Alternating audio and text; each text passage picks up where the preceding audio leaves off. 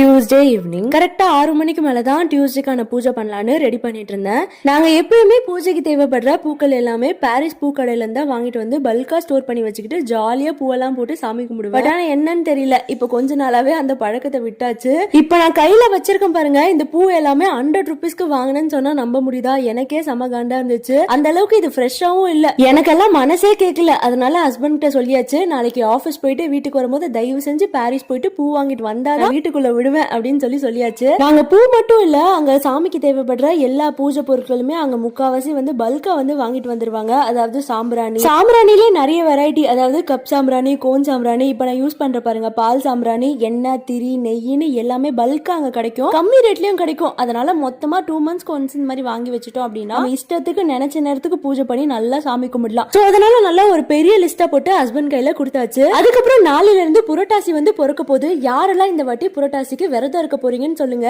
நாங்க வந்து இந்த வாட்டி புரட்டாசிக்கு இந்த மந்த் ஃபுல்லாமே நான்வெஜ் சாப்பிடாம இருக்கலாம்னு பிளான் போட்டாச்சு. அதனால கடைசியா இன்னைக்கு நைட் மட்டும் சாப்பிடலாம்னு பிளான் போட்டு வீட்ல தான் செய்யலாம்னு நினைச்சேன். பட் ஆனா செவ்வாய்க்கிழமையா இருக்கே, மனசு கேட்காம வெளியில போய் சாப்பிட்டு வந்தோம்.